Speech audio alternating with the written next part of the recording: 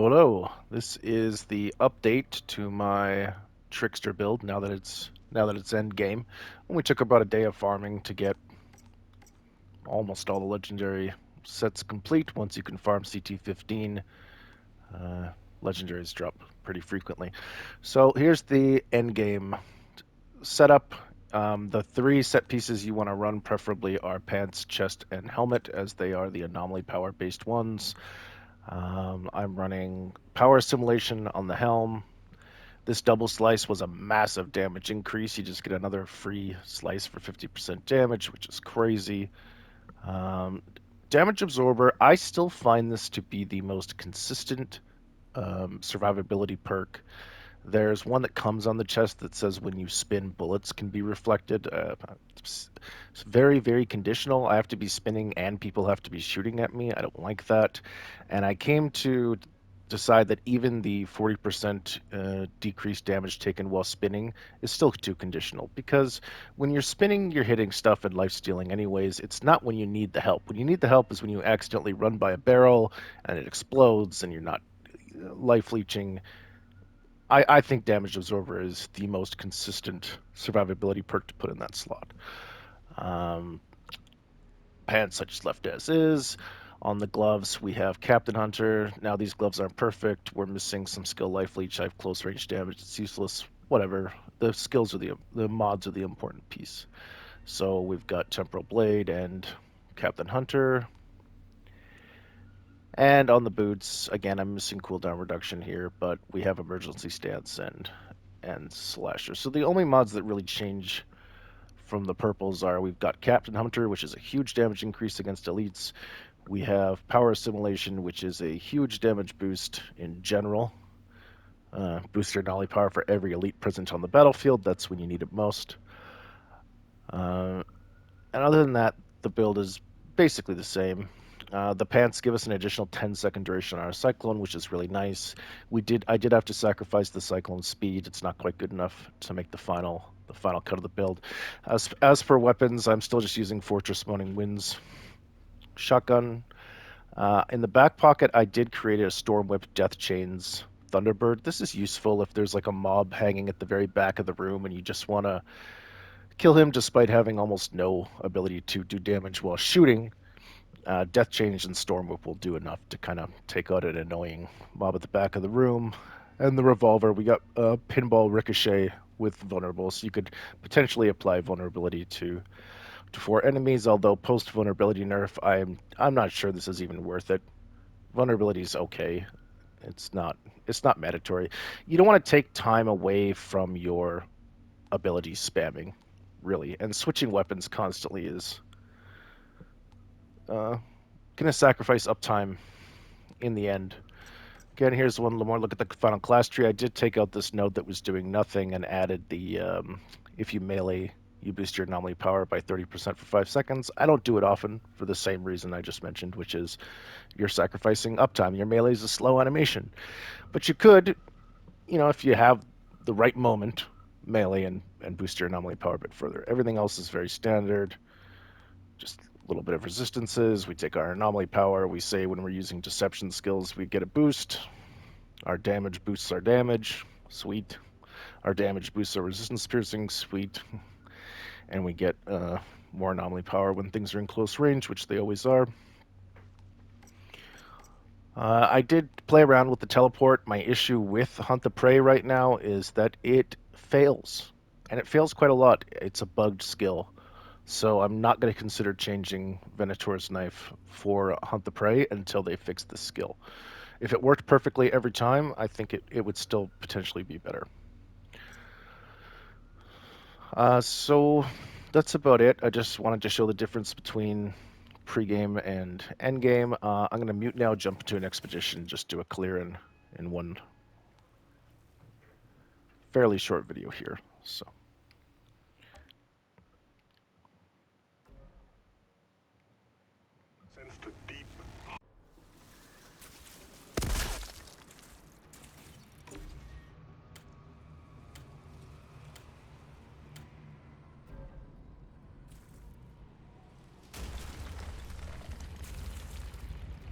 Tiago was right about that hum. My teeth are chattering from the vibration. Strange structure. Some kind of switch over there.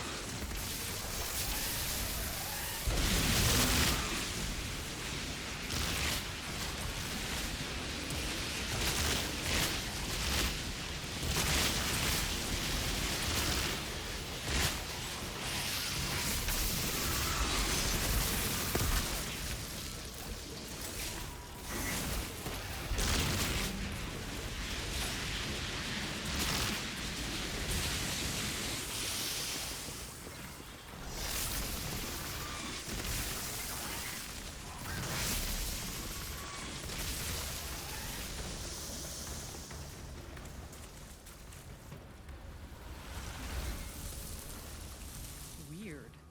The gate opened. Nice view.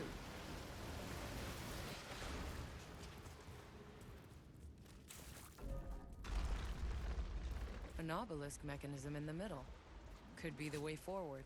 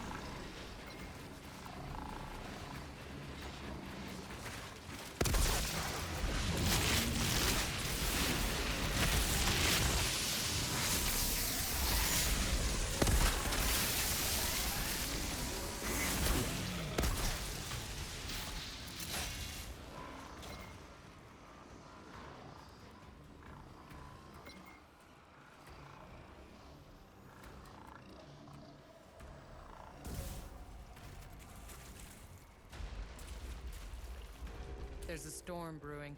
I need to hurry.